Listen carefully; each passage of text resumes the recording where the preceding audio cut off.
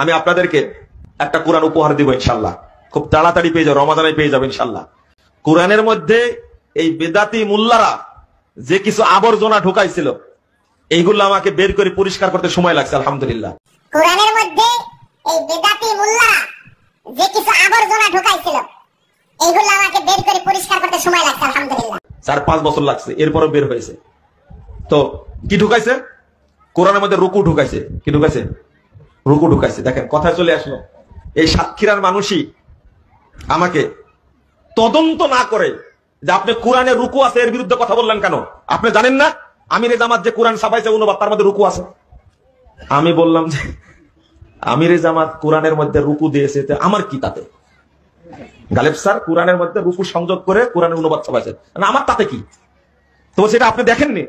আমার দেখার দরকার নাই। এই রুকু কোরআনে যোগ করাটাই হারাম। এই রুকু কোরআনে যোগ করাটাই হারাম।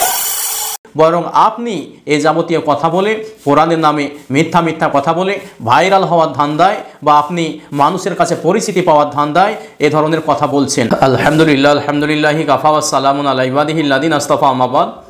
সুপ্রিয় দর্শক ও শ্রোতা মণ্ডলী, আপনারা ভিডিও শুরুতে একটি শর্ট ক্লিপের ভিতরে দেখতে পেলেন নামধারী তথাকথিত আহলে হাদিসদের একজন প্রখ্যাত শায়েখ মোজাফফর বিন মুহসিন, সে আল কোরআন সংক্রান্ত বিষয়ে ষড়যন্ত্রমূলক কয়েকটি কথা বলেছে।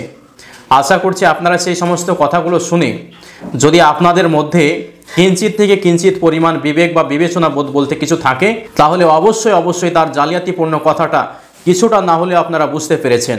শুধু দর্শক মণ্ডলী, এজন্যই মূলত শায়েখ মোজাফফর বিন মুহসিন কোরআনকে কেন্দ্র করে যে ব্যঙ্গ বক্তব্য দিয়েছে বা যে ষড়যন্ত্রমূলক বক্তব্য দিয়েছে, সেই বক্তব্যের মূলত আমি যথাযথভাবে খণ্ডন করার জন্য আপনাদের সম্মুখে আজকে উপস্থিত হয়েছি।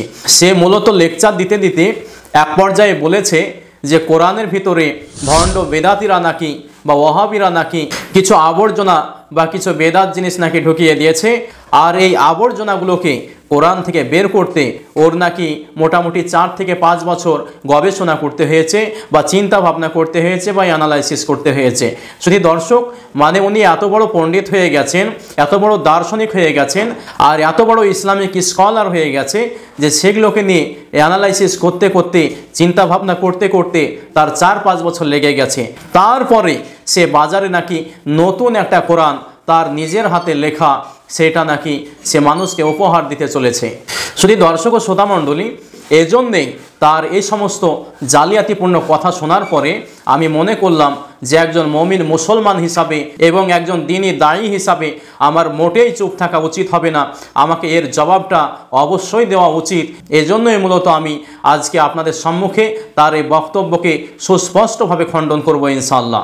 শুধু দর্শক, 1 নম্বরে আমি এই কুখ্যাত শায়েখ মোজাফফর বিন মুহসিনকে উদ্দেশ্য করে বলতে চাই, আপনি যে বক্তব্যটি দিয়েছেন, এই বক্তব্যটা শুধু মুসলমানই নয়, যে কোনো জাতি ধর্ম বর্ণ নির্বিশেষে কেউ যদি এই বক্তব্যটা শোনে, আশা করছি মুসলমানদের যে ধর্মগ্রন্থ আল কোরআন, এই কোরআনকে নিয়ে যে আপনি ব্যঙ্গ বক্তব্য দিয়েছেন, যে জালিয়াতিপূর্ণ বক্তব্য দিয়েছেন বা গাঁজাখুরি কথা বলেছেন, সেই কথাটা শুনলে যে কোনো জাতির মানুষ বুঝতে পারবে যে আপনি কত বড় অন্যায় করেছেন আর কত বড় আপনি অপরাধ করেছেন।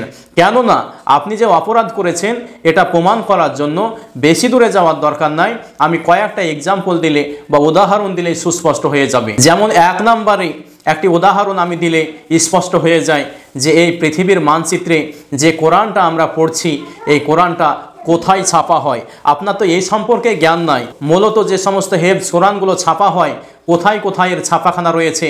মূলত এখন যে কোরআনগুলো আমরা পড়ছি, এই কোরআনের ভিতরে যে রুকু রয়েছে, মানজিল রয়েছে, সূরা রয়েছে বা আয়াতে সাজদা রয়েছে, এই সমস্ত বিষয়গুলো একটিও কোনো ভণ্ড বেদাতীদের আবিষ্কৃত বিষয় নয়, বরং এইটা 1400 বছর আগে থেকেই চলে আসছে।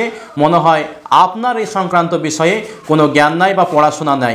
কেননা আমার এই বক্তব্যের সত্যতা যদি যাচাই করতে চান, তাহলে বেশি দূরে যাওয়ার দরকার নাই। আপনি সৌদি আরবে চলে যান, তারপরে আপনি বিশ্বনবীর দেশ জাজিরাতুল আরব সৌদিতে চলে যান, মাদিনায় চলে যান, মক্কায় চলে যান, দিয়ে প্রত্যেকটা কোরআনের লাইব্রেরিতে গিয়ে কোরআনগুলো সার্চ করে দেখুন, ভালো করে পড়ে পড়ে দেখুন ওই সমস্ত কোরআনগুলোতেও রুকু আছে কিনা, মানজিল আছে কিনা, সূরা আছে কিনা, আয়াতে সাজদা আছে কিনা।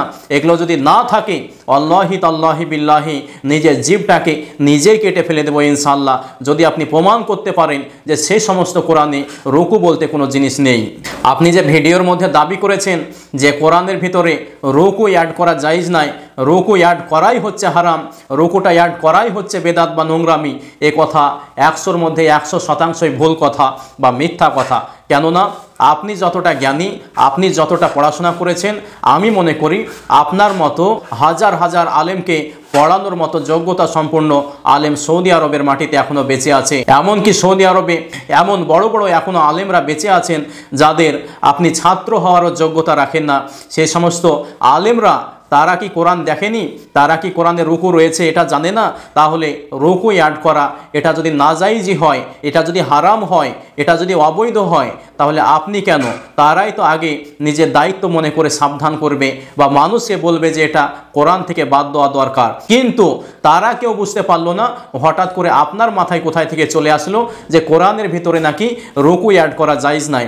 তার মানে বোঝা গেল এটা গাঁজাখড়ি কথা ছাড়া আর এটা বানোয়াট কথা ছাড়া আর কোনো কিছুই নয়। আর 2 নম্বরে আর একটি কথা আপনার উদ্দেশ্যে আমি বলতে চাই, কোরআনের ভিতরে যে রুকুগুলো অ্যাড করা হয়েছে, আপনি বলুন তো দেখি এই রুকুগুলোর কারণে কোরআনের কোনো মানে পরিবর্তন হয়েছে কি? কোরআনের অর্থ পরিবর্তন হয়েছে কি? বা কোরআনের কোনো অসম্মান হয়েছে কি? অবশ্যই নয়।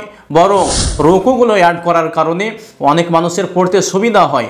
অনেক মানুষ দেখা যাচ্ছে একটা বড় সূরা পড়তে শুরু করে দিল, এখন তার হয়তো পড়তে পড়তে মাঝখানে কোনো কাজ আসলো, বা দেখা যাচ্ছে সে সংসারিক কোনো কাজ করবে বা কোনো ব্যস্ততা চলে আসলো, এখন সে মনে মনে ভাবছে আমি তো কোরআনের এই সূরাটা শেষ করতে পারলাম না, তাহলে আমি কি করে বুঝবো কোথায় থেকে আমার পড়া হয়েছে? তাহলে এমন মানুষের জন্য তার কতদূর পর্যন্ত পড়া হয়েছে এটা চিহ্নিত করে রাখা রুকু দেখে দেখে খুবই সহজ, দিয়ে দেখা যাচ্ছে সে চিহ্নিত করে রেখে পরবর্তী তার পরের রুকু থেকে পড়তে পারবে। সুতরাং কোরআনের ভিতরে রুকু অ্যাড করার কারণে কোরআনের সাথে কোনো বেয়াদবি করা হয়নি, কোরআনের সঙ্গে কোনো প্রকারের প্রতারণা করা হয়নি, বরং আপনি এই যাবতীয় কথা বলে কোরআনের নামে মিথ্যা মিথ্যা কথা বলে ভাইরাল হওয়ার ধান্দায় বা আপনি মানুষের কাছে পরিচিতি পাওয়ার ধান্দায় এ ধরনের কথা বলছেন। এজন্য বলবো এই লামাযহাবী তথাকথিত আহলে হাদিসদের যখন আপনারা বক্তব্য শুনবেন অবশ্যই আপনারা যাচাই করে শুনবেন, অবশ্যই তাদের প্রত্যেকটা কথা জাস্টিফাই করবেন। জাস্টিফাই না করে, যাচাই না করে, পর্যবেক্ষণ না করে অন্ধভাবে তাদের প্রত্যেকটা কথা মানতে যাবেন না। না হলে প্রত্যেকটা কথা মানতে গেলেই আপনার জীবনে ঈমান ও আমলের ঝুঁকি রয়েছে। আর একটি কথা না বললেই নয়, এখন এমন একটি যুগে আমরা পদার্পণ করেছি, এই যুগে মূলত যত নাস্তিক আছে, ব্লগার রয়েছে, যত ইসলাম বিরোধী অপশক্তি আছে, তারা তো সর্বদাই চাচ্ছে যে ইসলামের মৌলিক দুটো যে ঐশী বাণী রয়েছে তার 1 নম্বরে হলো কোরআন আর 2 নম্বরে হচ্ছে হাদিস। এই 2টি ঐশী বাণীকে নিয়ে সর্বদাই তারা উৎ পেতে বসে আছে কিভাবে কোরআনের ভুল ধরা যায়, কিভাবে হাদিসের ভুল ধরা যায়। কারণ কোরআন ও হাদিসকে যখনই তারা মানুষের সম্মুখে ভুলভাবে উপস্থাপন করতে পারবে তখনই তারা সাকসেসফুল হবে। কেননা আজকে যে আমরা নিজেকে মুসলমান দাবি করি, আমরা যে আমল করে চলি, কেন চলি? কোরআন বলেছে তাই, আল্লাহ বলেছেন তাই। তারপরে আমরা নিজেকে মুসলমান দাবি করে আমাদের জীবনটা যে সুষ্ঠুভাবে পরিচালনা করি ইসলামী নীতি অনুযায়ী, এটা কেন করি? হাদিস শাস্ত্রে আছে তাই। সুতরাং যখনই নাস্তিক ব্লগাররা এ যাবতীয় বক্তব্য শোনার পরে মানুষকে বোঝাতে সক্ষম হবে যে কোরআনের ভিতরেও জাল রয়েছে, কোরআনের ভিতরেও আবর্জনা রয়েছে, হাদিসের ভিতরে আবর্জনা রয়েছে, তখন অটোমেটিকলি মানুষের ইসলাম থেকে মনটা অন্যদিকে সরে যাবে। এই জন্যে আমরা সকলে চেষ্টা করব এই যাবতীয় শায়েখদের বক্তব্যকে বয়কট করা। আর সবচাইতে বড় কথা হলো যেদিন থেকে এই লামাযহাবী দলটা বা আহলে হাদিস দলটা ভারত উপমহাদেশে আবিষ্কার হয়েছে সেই দিন থেকে তো ধরুন হাদিসকে নিয়ে নানান ধরনের ষড়যন্ত্র অপকৌশল করে আসছে, কিন্তু কোরআনকে নিয়ে এতদিন ষড়যন্ত্র করতে পারেনি। কিন্তু এখন তারা কোরআনের বাদেও লেগেছে, তার মানে বোঝা গেল যে তারা ইসলামের এমন একটি বিষয় নয় যে বিষয়টাকে নিয়ে তারা ষড়যন্ত্র করেনি বা যে বিষয়টাকে নিয়ে মতভেদ করেনি। শুধু দর্শক, এজন্য বলবো এদের থেকে খুব সাবধান হতে হবে, খুব যাচাই করে এদের কথা শুনতে হবে। কেন বারবার যাচাইয়ের কথা বলছি, কেন বারবার অ্যানালাইসিস করতে বলছি, এটা এখন আপনারা বুঝতে পারবেন না। ভবিষ্যতে যখন এদের আসল রূপটা বুঝতে পারবেন, এদের আসল চেহারাটা জাতির সম্মুখে উন্মোচন হবে, তখন কিন্তু আমার এই কথাটা অবশ্যই আপনাকে মনে পড়বে। কারণ কথায় আছে না যে গরিবের কথা বাসি হলে মনে পড়ে, তো অবশ্যই মনে পড়বে ইনশাআল্লাহ। একটি কথা আমি এই শায়েখ মুজাফফর বিন মুহসিনের উদ্দেশ্যে বলে যাই যে দেখুন, এই সারা ওয়ার্ল্ডের মাটিতে শুধু সৌদি আরব নয়, শুধু কানাডা নয়, শুধু জার্মান আফ্রিকা নয়, শুধু আমেরিকা নয়, ভারত নয়, বাংলাদেশ নয়, সারা পৃথিবীর মাটিতে এখনও এমন বড় বড় আলেম বেঁচে আছে, এমন বড় বড় মহাকিক ইসলামিক স্কলাররা রয়েছে যাদের পায়ের ধুলোরও যোগ্য হবে না এই মুজাফফর বিন মুহসিন। তাহলে এতগুলো আলেম বেঁচে থাকতে, এতগুলো মহাকিক স্কলার বেঁচে থাকতে কেউ বুঝতে পারলো না যে কোরআনের ভিতরে আবর্জনা আছে, কেউ জানতে পারলো না যে কোরআনের ভিতরে ভুল ভ্রান্তি আছে। একমাত্র শায়েখ মুজাফফর বিন মুহসিন বুঝে নিয়েছে। তার মানে বোঝা গেল এইটা মানুষকে বোকা বানানো ছাড়া আর নিজের দলের দিকে আকৃষ্ট করা ছাড়া আর কোনো কিছুই নয়। এই জন্য আমরা বলবো এ যাবতীয় বক্তব্য থেকে দূরে থাকুন। আর না হলে যদি আপনি এইরকম উদ্ভট বক্তব্য দিতেই থাকেন, তাহলে ভবিষ্যতে আপনার বিরুদ্ধে আমরা কড়া থেকে কড়া পদক্ষেপ নেব ইনশাআল্লাহ। এই কথা কিন্তু আমরা চূড়ান্তভাবে বলছি। আল্লাহ সুবহানাহু ওয়া তাআলা তাদেরকে সহি বুঝ দান করুন। আল্লাহুম্মা আমিন।